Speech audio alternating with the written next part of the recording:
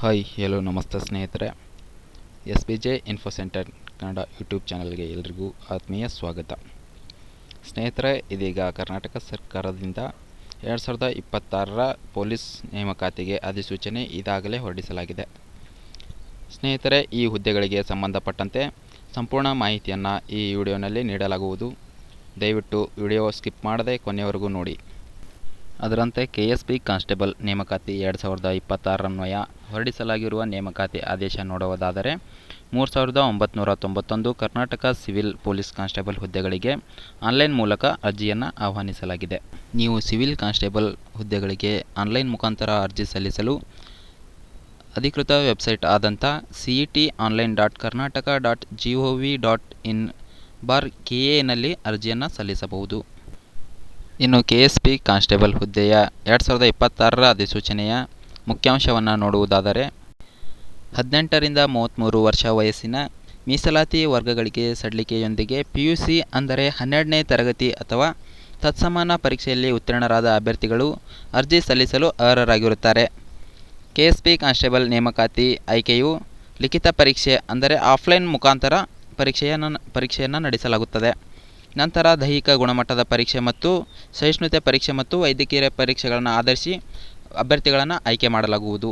ಅದರಂತೆ ಆನ್ಲೈನ್ನಲ್ಲಿ ಅರ್ಜಿ ಸಲ್ಲಿಸಲು ವೇಳಾಪಟ್ಟಿಯನ್ನು ನೋಡುವುದಾದರೆ ಆನ್ಲೈನ್ ಮುಖಾಂತರ ಅರ್ಜಿ ಸಲ್ಲಿಸಲು ಪ್ರಾರಂಭವಾಗುವ ದಿನಾಂಕ 8/6/2026.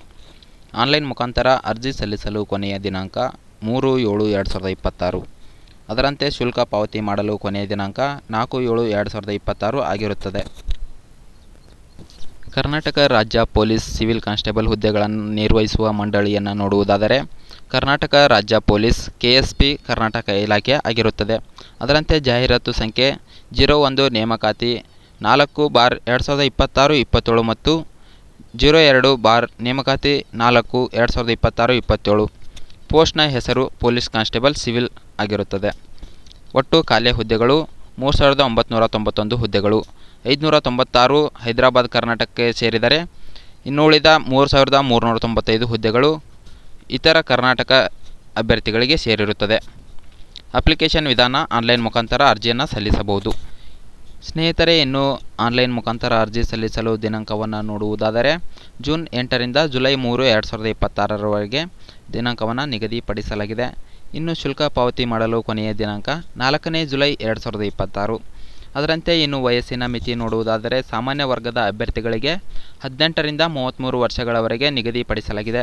ಇನ್ನು ಶೈಕ್ಷಣಿಕ ಅರ್ಹತೆ ಅಂದರೆ ಎಜುಕೇಷನ್ ಕ್ವಾಲಿಫಿಕೇಷನ್ ಈ ಸಿವಿಲ್ ಕಾನ್ಸ್ಟೇಬಲ್ ಹುದ್ದೆಗಳಿಗೆ ಕಡ್ಡಾಯವಾಗಿ PUC ಅಥವಾ 12ನೇ ತರಗತಿ ಅಥವಾ ತತ್ಸಮಾನ ಅರ್ಹತೆಯನ್ನು ಪಡೆದಿರಬೇಕು, ಅದನ್ನು ಪಾಸಾಗಿರಬೇಕು. ಅಂತಹ ಅಭ್ಯರ್ಥಿಗಳು ಈ ಹುದ್ದೆಗಳಿಗೆ ಅರ್ಜಿ ಸಲ್ಲಿಸಲು ಅರ್ಹರಾಗಿರುತ್ತಾರೆ. ಇನ್ನು ಆಯ್ಕೆಯ ಪ್ರಕ್ರಿಯೆ ನೋಡೋದಾದರೆ ಸ್ನೇಹಿತರೆ, ಲಿಖಿತ ಪರೀಕ್ಷೆಯನ್ನು ಮೊದಲನೇದಾಗಿ ನಡೆಸಿ ನಂತರದಲ್ಲಿ ದೈಹಿಕ ಗುಣಮಟ್ಟ ಪರೀಕ್ಷೆಯನ್ನು ನಡೆಸುತ್ತಾರೆ.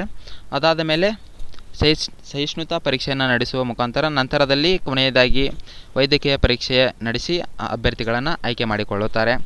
ಸ್ನೇಹಿತರೆ, ಇನ್ನು ಸಂಬಳವನ್ನು ನೋಡುವುದಾದರೆ ತಿಂಗಳಿಗೆ ರೂಪಾಯಿ 37,500ರಿಂದ 76,100 ರೂಪಾಯಿವರೆಗೆ ಮಾಸಿಕ ಸಂಬಳ ಇರುತ್ತದೆ. 2026ರ ಸಿವಿಲ್ ಕಾನ್ಸ್ಟೇಬಲ್ ಹುದ್ದೆಗಳಿಗೆ ಸಂಬಂಧಿಸಿದಂತೆ ನೇಮಕಾತಿಯ ಕಾರ್ಯಕ್ರಮ ಮತ್ತು ದಿನಾಂಕವನ್ನು ನೋಡುವುದಾದರೆ ಅಧಿಸೂಚನೆ ಬಿಡುಗಡೆಯ ದಿನಾಂಕ 5ನೇ ಜೂನ್ 2026 ಆಗಿರುತ್ತದೆ.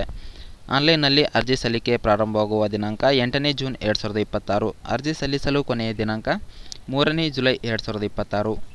ಶುಲ್ಕ ಪಾವತಿ ಮಾಡಲು ಕೊನೆಯ ದಿನಾಂಕ 4ನೇ ಜುಲೈ 2026. ಲಿಖಿತ ಪರೀಕ್ಷೆಯ ದಿನಾಂಕ 2ನೇ ಆಗಸ್ಟ್ 2026 ಹಾಗೂ ದೈಹಿಕ ಪರೀಕ್ಷೆ ಮತ್ತು ಸಹಿಷ್ಣುತಾ ಪರೀಕ್ಷೆಯನ್ನು ಮುಂದಿನ ದಿನಗಳಲ್ಲಿ ಅಫಿಷಿಯಲ್ ವೆಬ್ಸೈಟ್ ಮೂಲಕ ತಿಳಿಸಲಾಗುವುದು. ಇನ್ನು ಅಧಿಸೂಚನೆ 1ರಲ್ಲಿ 596 ಹುದ್ದೆಗಳು ಕಲ್ಯಾಣ ಕರ್ನಾಟಕ ಕೆಡರ್ ಅಭ್ಯರ್ಥಿಗಳಿಗೆ ಈ ಹುದ್ದೆಗಳು ಸೇರಿರುತ್ತವೆ. ಅದರಲ್ಲಿ ಪುರುಷ ಅಭ್ಯರ್ಥಿಗಳಿಗೆ 398 ಹುದ್ದೆಗಳಾದರೆ ಇನ್ನು ನೇರಳ ಮಹಿಳಾ ಅಭ್ಯರ್ಥಿಗಳಿಗೆ 133 ಹುದ್ದೆಗಳು. ಇನ್ನು ಪುರುಷ ಮಾಜಿ ಸೈನಿಕರಿಗೆ 46 ಹುದ್ದೆಗಳಂತೆ ಇನ್ನು ಮಾಜಿ ಸೈನಿಕ ಮಹಿಳಾ ಅಭ್ಯರ್ಥಿಗಳಿಗೆ 14 ಹುದ್ದೆಗಳು. ತೃತೀಯ ಲಿಂಗಿ ಅಭ್ಯರ್ಥಿಗಳಿಗೆ 5 ಹುದ್ದೆಗಳಂತೆ ಮೀಸಲಿರಿಸಲಾಗಿದೆ. ಇನ್ನು ಅಧಿಸೂಚನೆ 2ರಲ್ಲಿ 3,395 ಹುದ್ದೆಗಳನ್ನು ಅಧಿಸೂಚನೆ ಹೊರಡಿಸಿದ್ದು ನೇರ ಪುರುಷ ಅಭ್ಯರ್ಥಿಗಳಿಗೆ 2,266 ಹುದ್ದೆಗಳು.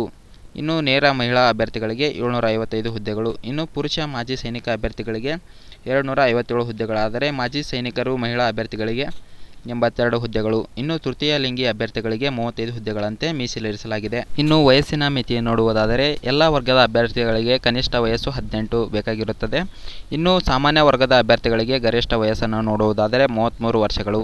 ಇನ್ನು SC ST ಪ್ರವರ್ಗ 1 ಮತ್ತು 2A 2B 3B ನೇರ ಅಭ್ಯರ್ಥಿಗಳಿಗೆ 35 ವರ್ಷಗಳಂತೆ ವಯಸ್ಸಿನ ಮಿತಿಯನ್ನು ನಿಗದಿಪಡಿಸಲಾಗಿದೆ. ಇನ್ನು ಅರಣ್ಯ ಪ್ರದೇಶದ ಅಂದರೆ ಬುಡಕಟ್ಟು ಪ್ರದೇಶದ SC ಅಭ್ಯರ್ಥಿಗಳಿಗೆ 38 ವರ್ಷಗಳು, ಮಾಜಿ ಸೈನಿಕರು ಸಾಮಾನ್ಯ ವರ್ಗದ ಅಭ್ಯರ್ಥಿಗಳಿಗೆ 38 ವರ್ಷಗಳು ಮತ್ತು ಮಾಜಿ ಸೈನಿಕರು SC ST OBC ಅಭ್ಯರ್ಥಿಗಳಿಗೆ 40 ವರ್ಷದಂತೆ ವಯಸ್ಸಿನ ಮಿತಿಯನ್ನು ನಿಗದಿಪಡಿಸಲಾಗಿದೆ. ಇನ್ನು ಅರ್ಜಿ ಶುಲ್ಕವನ್ನು ನೋಡುವುದಾದರೆ ಶುಲ್ಕವನ್ನು ಆನ್ಲೈನ್ನಲ್ಲಿ ಮಾತ್ರ ಪಾವತಿ ಮಾಡತಕ್ಕದ್ದು.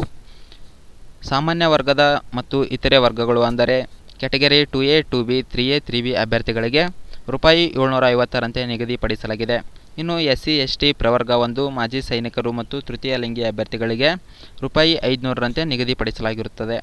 ಇನ್ನು KSP ಸಿವಿಲ್ ಕಾನ್ಸ್ಟೇಬಲ್ ಹುದ್ದೆಗಳಿಗೆ ಅರ್ಜಿಯನ್ನು ಹೇಗೆ ಆನ್ಲೈನ್ನಲ್ಲಿ ಸಲ್ಲಿಸುವುದನ್ನು ನೋಡುವುದಾದರೆ ಅಧಿಕೃತ ವೆಬ್ಸೈಟ್ ಆದಂಥ cet.online.karnataka.gov.in KA ವೆಬ್ಸೈಟ್ ಮೂಲಕ ಅಥವಾ ksp.requirement.in ಭೇಟಿ ನೀಡಿ ಅಲ್ಲಿ KSP ಕಾನ್ಸ್ಟೇಬಲ್ ನೇಮಕಾತಿ 2026ಗಾಗಿ ಸಕ್ರಿಯ ಲಿಂಕನ್ನು ಕ್ಲಿಕ್ ಮಾಡಿ ಅಲ್ಲಿ ನೀವು ನೋಂದಾಯಿಸಿಕೊಳ್ಳತಕ್ಕದ್ದು.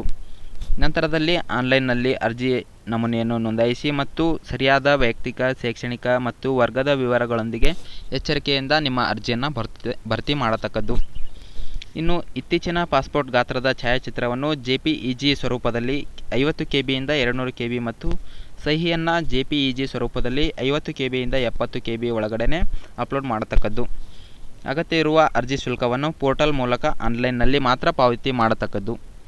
ಇನ್ನು ಸಲ್ಲಿಸಿದ ಅರ್ಜಿಯ ಒಂದು ಪ್ರತಿಯನ್ನು ಡೌನ್ಲೋಡ್ ಮಾಡಿಕೊಳ್ಳಿ ಮತ್ತು ನೇಮಕಾತಿ ಪ್ರಕ್ರಿಯೆ ಪೂರ್ಣಗೊಳ್ಳುವವರೆಗೆ ಅದನ್ನು ನಿಮ್ಮ ಹತ್ತಿರ ಇಟ್ಟುಕೊಳ್ಳಬೇಕು. ಸಲ್ಲಿಸಿದ ಅರ್ಜಿಯಲ್ಲಿ ಯಾವುದೇ ಬದಲಾವಣೆಗಳನ್ನು ಮಾಡಬೇಡಿ. ಸಲ್ಲಿಕೆಯ ನಂತರ ಯಾವುದೇ ಮಾರ್ಪಾಡುಗಳನ್ನು ಅನುಮತಿಸಲಾಗುವುದಿಲ್ಲ. Thank you. ಈ ಮಾಹಿತಿ ಇಷ್ಟ ಆಗಿದ್ದರೆ ದಯವಿಟ್ಟು ಚಾನಲನ್ನು ಸಬ್ಸ್ಕ್ರೈಬ್ ಮಾಡಿಕೊಳ್ಳಿ.